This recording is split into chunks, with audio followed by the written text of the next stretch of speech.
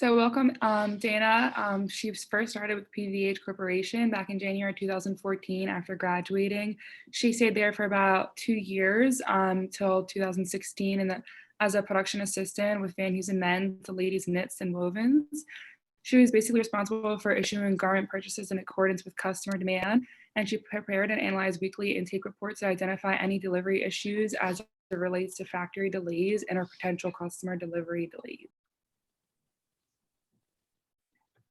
She also worked at G3 as a production coordinator for ladies performance activewear from October 2016 to December 2017. And some of her tasks were to send out costing and delivery requests for upcoming line to vendors and to price negotiations once quantities and styles are confirmed for the season, and made sure to meet margin goals. And she also worked at Inu Knits from January 2018 to February 2019 as a senior production merchandiser.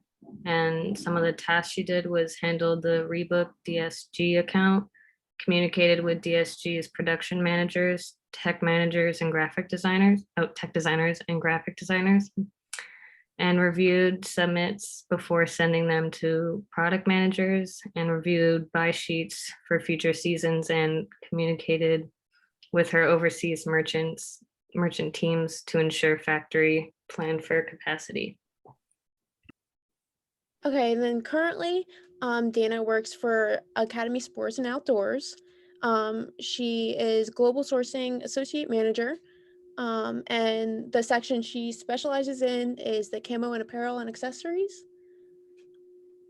And that includes the waders, fishing, parkas, and bibs. And a quote that we took that we were really inspired by from Dana was, "Fashion is fun and exciting. It's forever changing. It's a way to express yourself. That is why I love to work in this industry." So thank you, Dana. We appreciate you talking to us today, and we look forward to hearing what you have to say. Wow, thank you guys. It's a real pleasure to be speaking with you all. It's kind of surreal that it's been over 10 years since I graduated college. It does not feel that much time has passed. You definitely did your work, and I appreciate you with the warm welcome and hearing my background.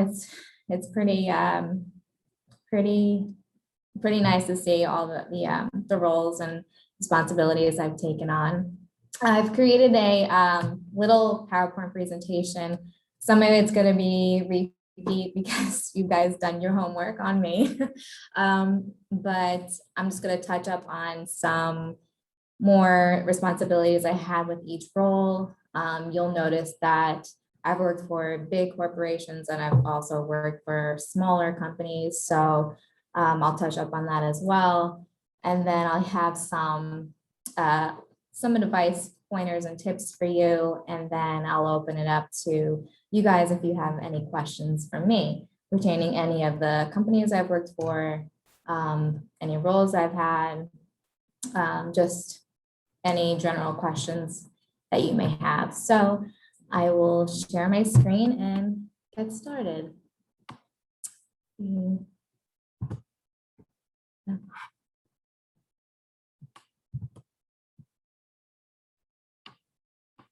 let me know if you can see this. Looks perfect. We can see it. Okay, great. Okay, so yes, I'm Dana Hollander. And before I get started on my career path thus far, just a little background on me. I'm from Monroe Township, New Jersey. So that's like central New Jersey. Have 3 siblings, played sports all throughout my life. When I graduated high school, I wasn't really sure what I wanted to do. I had passion and a lot of interest to become a teacher, but I still wasn't 100% positive. So I attended my community college, Middlesex Community College, for my 2 first years of college. And once I kind of learn more about myself and where I saw myself growing professionally, I then transferred to Philadelphia University. I realized I wanted to pursue a career in fashion. I've always had retail jobs growing up, and I love putting outfits together and just being creative in that sense. So I wanted to learn more about the industry and, you know, the different classes that would take me to that career path. I graduated in December 2010.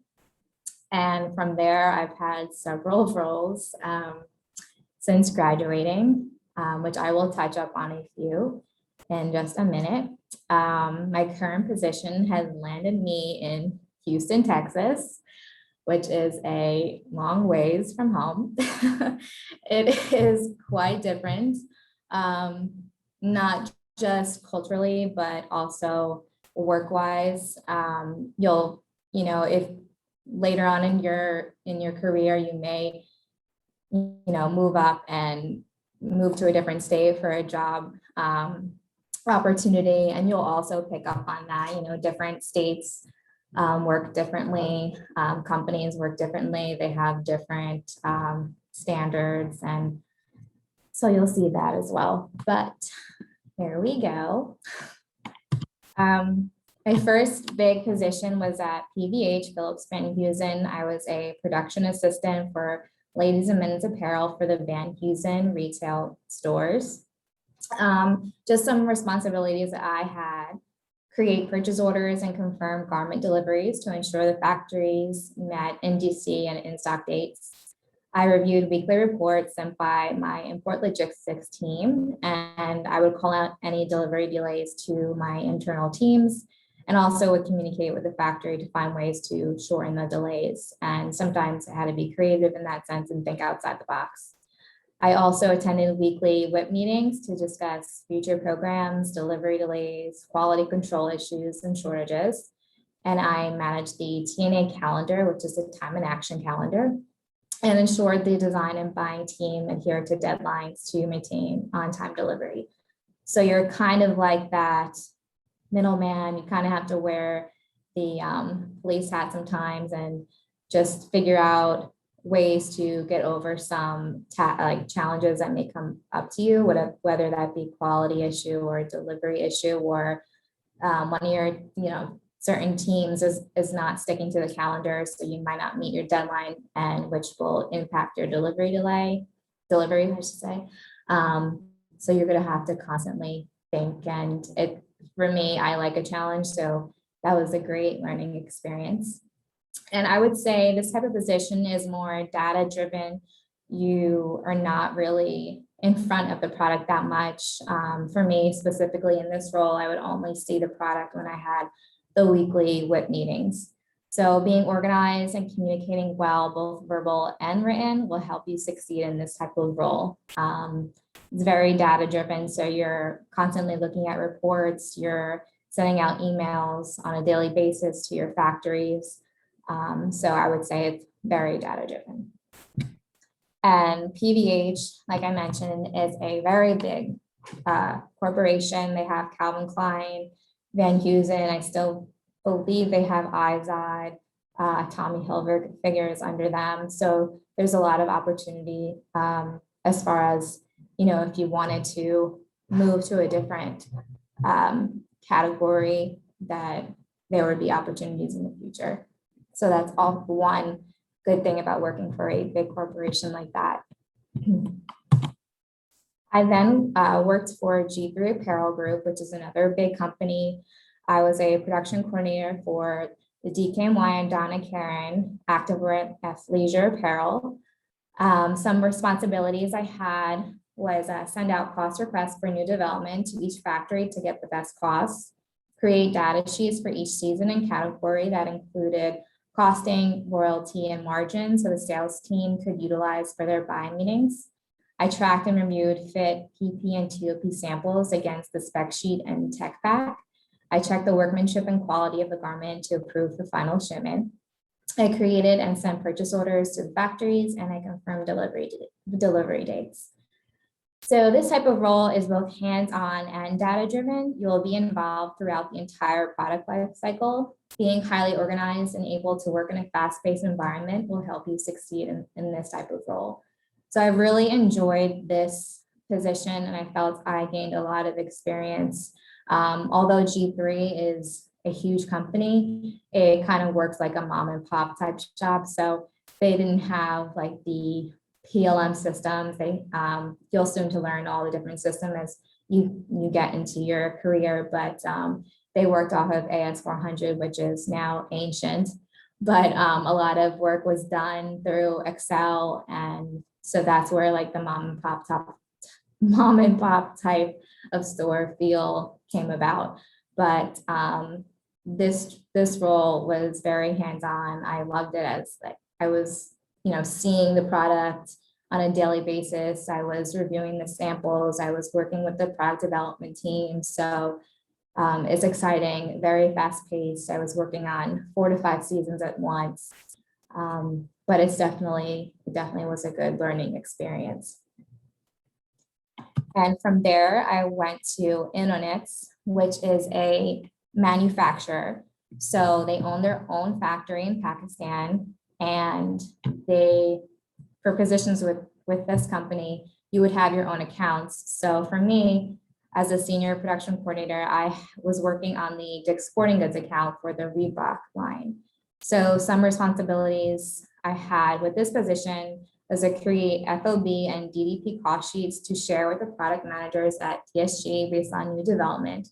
And basically FOB and DDP, the difference between them is FOB is freight on board. So your cost is including the cost to ship the goods to overseas, and DDP is when you're actually shipping it to, I'm sorry, I'm confusing myself. FOB is just you're creating the goods and they're taking it and shipping it with their logistics department to ship to their DCs, and DDP is when you're bringing it to them, you're delivering it to their actual warehouses. So for this position, I organized and updated and shared the charts to each team on a weekly basis, including development, ad, ecom, photo shoot, and WIP and TNA. I reviewed protos, fits, PP, and TOP samples, ensure the samples are of good quality before sending them out to the product managers, and led weekly WIP meetings with an overseas team of merchandisers that I managed at the factory. And I discussed development, open orders, quality, and delivery issues. And for this position, you are the middleman for both the team at the factory and your account. So being proactive, organized, and possess some leadership skills will help you succeed in this type of role. This position is also very hands-on. I was reviewing submits, so that's lab dips, trims, fabric samples. So not only that, but I also had to manage all the charts. So you have to be really on top of your team to supply you with that every single week. So I learned a lot in this position. I also think it's a good experience to work on both sides at some point in your career. You'll notice. So now I'm back on the customer end. Being in Inonits, I was working as the vendor. So it's depending on what you do for the vendor, it's pretty much the same because you're still doing everything as if you were the customer. And essentially that's what I was. I was the eyes for the product managers at Dick's Sporting Goods. So whatever I sent to them, I made sure that it was great quality, that it met their standards before even sending it to them. And from there, I got the job opportunity where I'm currently at. So that's Academy Sports and Outdoors here in Houston, Texas, as a global sourcing associate manager. I work on men's, ladies, and youth camo apparel and accessories, fishing parkas and bibs and waders. And when I first accepted the position, I was I was excited, but Camo in Texas is a huge thing. Being from up north, I mean, hunting is there, but it's not as serious as it is here. They take their hunting and camo apparel pretty serious down here. So it's a whole new learning experience for me. On top of my daily responsibilities, I'm also learning that whole side of this industry, hunting. I've never hunted before, but it's interesting to know the different types of camo patterns. There's real tree, mossy oak, veil, and dozens others. And I had no idea. I never heard of them before I came here, but it's been pretty interesting and a good learning experience so far. So what I do here is similar to what I've done in my past production positions. I create and send out cost sheets on new development, and I'm able to negotiate costing before we write our POs. I have my financial goals that I have to meet every year. So negotiation is a big responsibility for this role because, of course, you want to meet your goals and your margin goals. I initiate and onboard new and prospective vendors and factories. I work hand in hand with the factory compliance and vendor compliance teams. I collaborate with PDA product development to create seasonal calendars. I lead weekly WIP meetings and review upcoming deadlines with cross-functional teams and ensure dates are being met. I create seasonal line sheets with PD that are utilized in milestone buy meetings. I ensure correct pricing, duty rate, royalty, and margin details are correct for each style, so the buying team can review and make any necessary changes. And this position also grants the opportunity to travel overseas and visit existing and/or new prospective vendors and factories. Unfortunately, COVID came about. I was supposed to travel, but as you can obviously see and know, that COVID halted any type of traveling, leisurely and business purposes. So none of that has happened so far, but I'm really excited and looking forward to that when that comes about again. And for this role, being organized, possess a can-do attitude, and have great negotiation skills will help you succeed. I don't know why I said exceed in this type of role. So those are my experiences. Academy Sports and Outdoors is a retailer. It's just like Dick's Sporting Goods, but they're primarily based in the South, Texas, all the way to Florida in that region, and like in some of the mid southern states. But our goal is to continue to grow as a company. And just some pointers, advice. Try to gain experience during college by interning. It's a great way to jumpstart your career, network, and gain insight on what you'd like to work in the apparel industry. This is an important one. Don't get or feel overwhelmed as you get closer to graduation. There are so many different career paths you can take in this industry. There's buying, there's sales, there's marketing, product development, production, sourcing. There's just so many. If you don't like a certain role, you can try another. It's really all about just enjoying your time, especially when you first graduate. When you're in your position, you'll know, you'll gain more experience. You'll know what direction you want to go in and what sparks your interest the most. But there are a lot of opportunities, so do not get overwhelmed and do not get nervous. And another one, you may start off working in apparel, but you'll find that as you gain experience, you can carry your skills elsewhere. So there's accessories, there's home products, that's bedding, frames, pillows. There's so many. There's footwear, hard goods. So you're not just stuck in apparel, different positions and different departments and areas. You do the same thing essentially. So you don't, again, there's just so much possibility and opportunities out there. So don't get nervous. Just, should be a very exciting time for you guys. I know that this year was a lot different. You're not having so much in person, but feel free to reach out to me on LinkedIn. I could send out my personal email as well. But again, this is an exciting time, and just try to gain as much experience as you can. You know, there's just so much, and this is a really exciting time for you guys. So from there, I will bring it back to you guys if you have any questions for me. I am all here for you. Yes. So thank you so much for that, Dana. Your expertise is so apparent. And I love that you come from a different point of view than a lot of our students, that a lot of our students are interested in going into your direction. But I haven't had many people come and speak about that area, the quality assurance, production, sourcing. So it's been really great to hear about your experiences, especially as a former alum. So thank you again for being here. And I do have a bunch of people already sending through questions. So I'm just going to start introducing them because we only have about 20 more minutes, and I want to respect your time because I know you're still at work. So the first person I'm going to introduce is Miss Emily Miller to ask a question.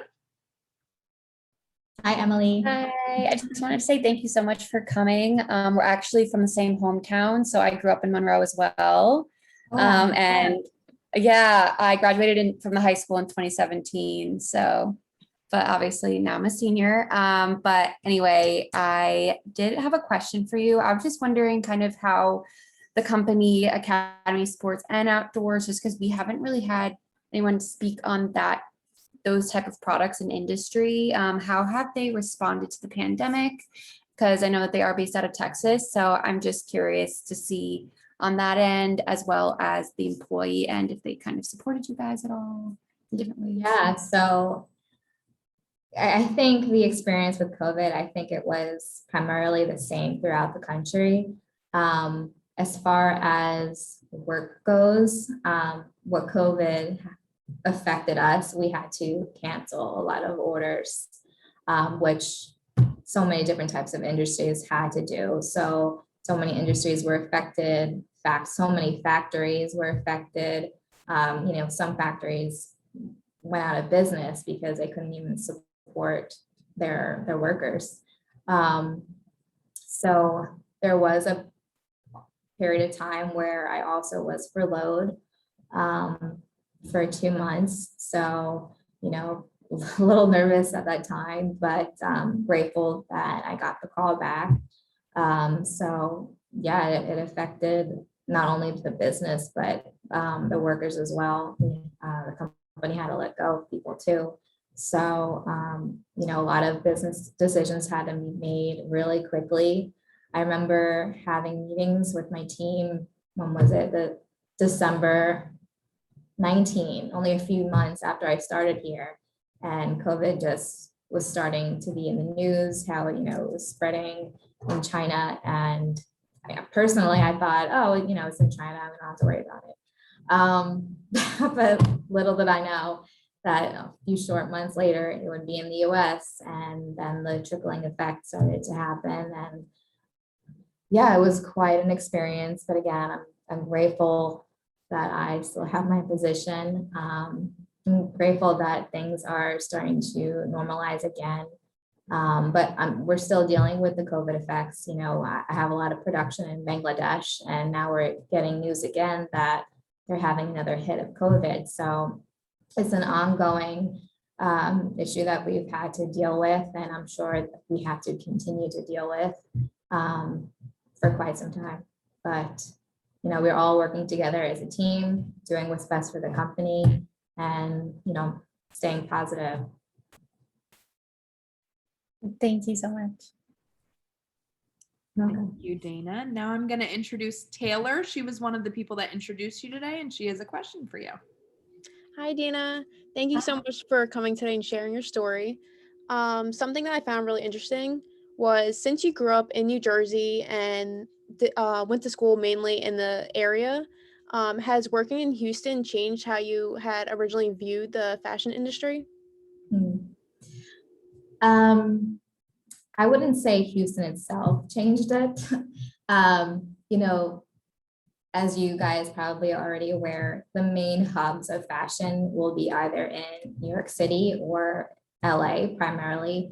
For me, working in big cities, that it wasn't, I don't want to say it's not my cup of tea, but it wasn't something that I saw myself doing for the long term. And there are a lot of companies that are outside of those two cities. Of course, there's not as many, but you just have to do your research. And I think it is a great experience to work in either of those cities.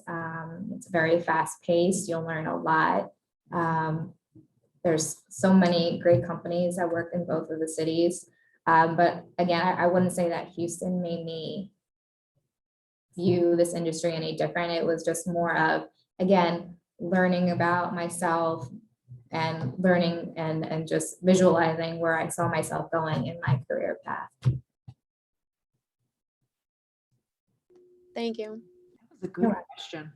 That was a very introspective question for you to answer, wasn't it? I was like, ooh, that's a good one. So next I'm going to introduce Julia Ebrens. Hi, Julia. Thank you so much for taking time out of your workday to come speak to us. Oh, no problem.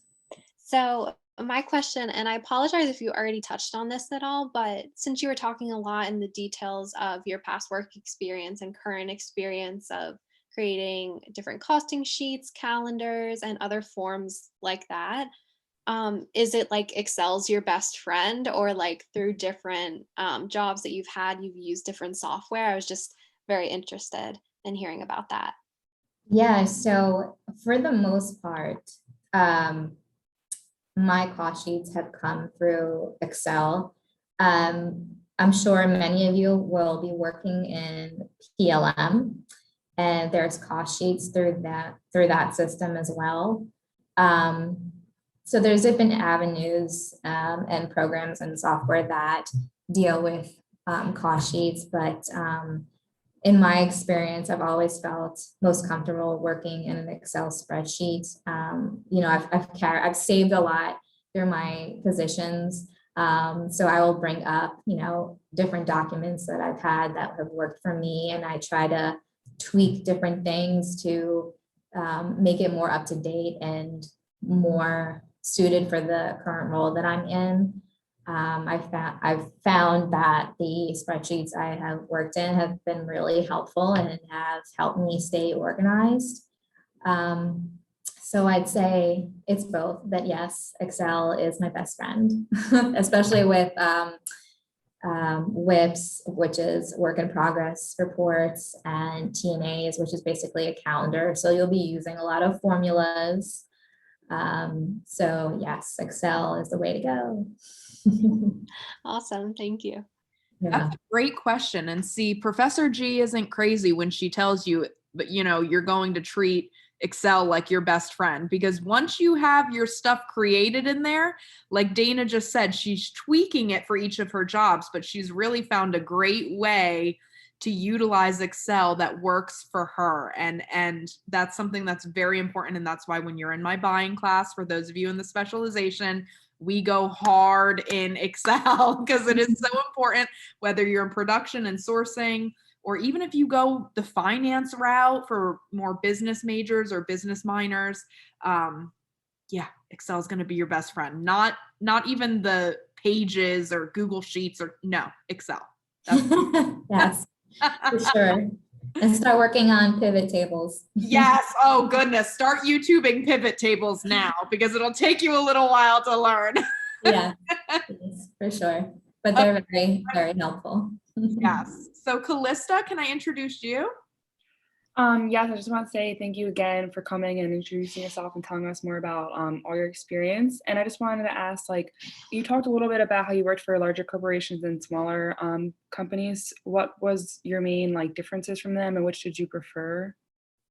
Yeah, so PVH, very, very structured. So, you have your role and you have your responsibilities, and there, at least for me, there wasn't much room to give as far as adding to the position and for it to be more creative in the sense of being more hands-on. So PVH is an excellent, excellent company.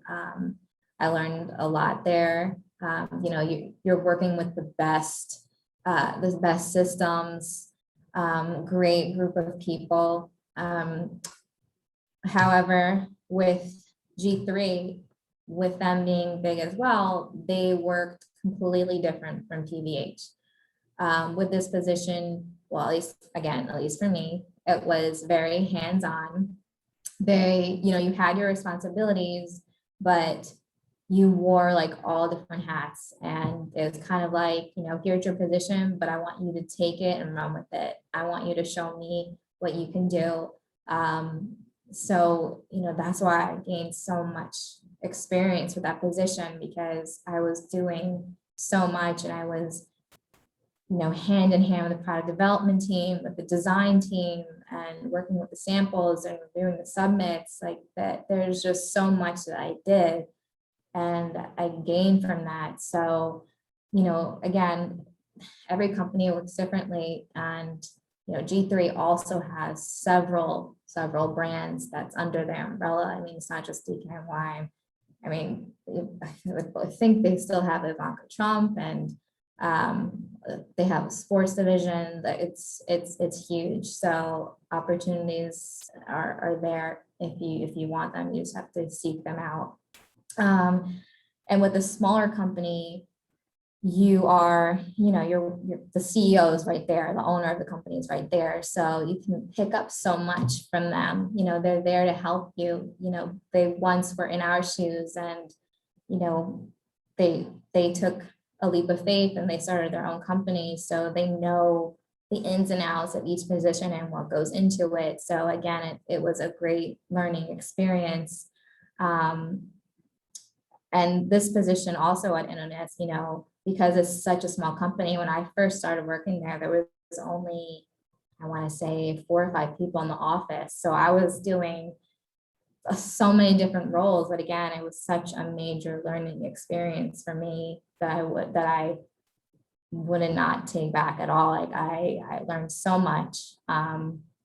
So, and also being on the vendor side, you're learning the ins and outs of what goes into owning a factory, and, you know, establishing so many relationships with the merchandisers overseas. So for me, that was one of the things I really enjoyed about working for a vendor is, you know, you're establishing so many different relationships, and it was a really good learning experience. So, you know, you have so much more leeway when you're working for a smaller company, because there's not as many people. So you're doing a lot more. And again, the opportunity is there to grow in that position. So each one comes with, you know, a lot of positives. So yeah, I think, did I answer that correctly? Yes, thank you. Thank you. Maya, do you have a question? Can I introduce you? Hi, yes, I do have a question. It's actually perfect to go right after Calista, because it's also about the different positions you've had. Mhm. You've had, you know, so many different styles of working that you've dealt with. I was just curious as to like what your transition periods were like from one job to the next, maybe like what the catalysts were for leaving those positions, just how that went for you. Yeah, so my story is interesting. I have left some positions out of this presentation just because I wasn't there long. Like my first position was a sales assistant. And actually before that, I had a 3-month temp assignment. So at the time of when I graduated, it wasn't the best time for the industry, not a lot of job opportunities. So for me, it was kind of like, you know, I just graduated, I need a job. So the first position was for a mid-sized company, Forever Collectibles. I believe they're in Edison, New Jersey. They might have moved, but I was a product developer. So I did a little product development work, got a little experience with communicating with the factories. But again, it was a temp assignment. So the next one was a sales assistant position. And for me, I just learned really quickly that sales was not my forte. I wanted to be more involved with the product. I knew personally that I could do and achieve so much more.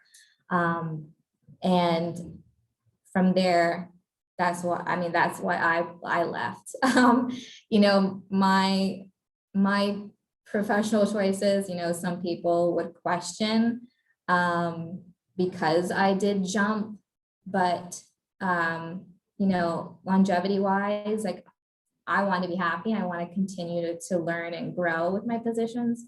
So that's why, you know, I did work for PVH and G3 and Innonets. I had several positions in this like 10 years since I've graduated. But with each position, I knew at the time when it was coming to an end. For me at PVH, there wasn't opportunity for me to grow there. And it was very data driven and I wanted to be in front of the product. And that's where the G3 opportunity came. And then from G3, I knew that working in the city wasn't a long-term thing for me. So luckily I found Innonets, which was very close to home. And I stayed with them. And then I went to Academy of Sports and Outdoors in Texas. Unfortunately, when I was at Innonets, they lost the Dick's Sporting Goods account. So, you know, that wasn't a choice for me. It just was an unfortunate event. You know, advice would be to just grow and learn as much as you can with each role and try to learn as much about yourself and where you see yourself going. And like I said, if you work for big companies, there's so many opportunities out there, especially if you have a good relationship with your manager and just make that vocal. So that's my little story and spiel about how I landed with each position. Thank you. I appreciate that answer. And Maya, thank you for asking that question because you just knocked out about 4 other people's questions that wrote to me and said, Dana just answered our questions. So Maya, you were not alone in wanting to know more about that story. And Dana, thank you so much for what you said about that, which was truly, I want to be happy. And I think that's something that a lot of people in our field don't think about because we kind of work really, really hard and don't give ourselves a break. So I appreciate you, one of your last comments saying, I want to be happy in my position. I think it is so important to acknowledge that, to acknowledge our mental health, our physical health, our emotional health, and put that before everything. There are a lot of businesses, a lot of places in our industry that don't do that. And I love that you said that because next week, our last speaker of the semester will be a speaker that assists our students in figuring out the right culture fit in their jobs based on everything they've heard before from all of people like you, our speakers. So thank you so much for saying that. It was impactful to me. Like, yeah, I just want to be happy. Isn't that true? Don't we all just want to be happy, right? Work and be happy, have a balance. Yes, exactly. You know, it's a touchy subject because not a lot of people understand or, you know, are on the same page, but I'm very open and honest, and that's just my belief. And, you know, like you said, it's the work-life balance and being happy and healthy mentally, physically. For me, it's all about that. So thank you for sharing that. Yeah. Thank you. So, and Maya, thank you for asking because it answered so many people's questions and a lot of people wouldn't have maybe asked. So lastly, our last question of the day is going to be from another one of the people that introduced you, Haylene. And yeah, so I don't want to monopolize too much of the time, but Haylene, go ahead and ask your question. So we're coming up. Also, just wanted to say again, thank you so much, Dana, for joining us today. And thank you so much for answering all those questions. Very insightful. So the last question I'll ask you is basically just out of curiosity. So the topic of sustainability and the fashion industry is a conversation that has been propping up and that the industry is ready to have and address. So over the years, have you seen a push from the companies and corporations that you work for implement sustainability into their supply chain? Yes, this one it definitely is coming up more frequently. At Academy, we've had several mills come in, sustainable mills. And right now, Academy, it's in the talks, but it honestly all comes down to, do we want to pay for that? Because it is more expensive. So it all comes down to the company's values, their financial goals. I do know that many companies do have sustainable practices, but for us right now, we do not. I think it's something that's going to eventually happen.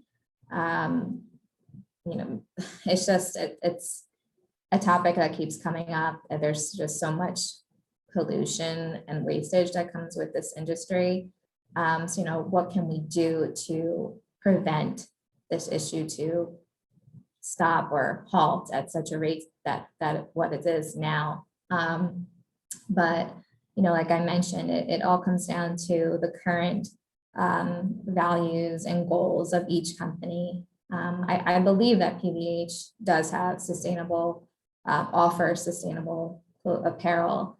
But for us at Academy right now, we do not, but it's in the works.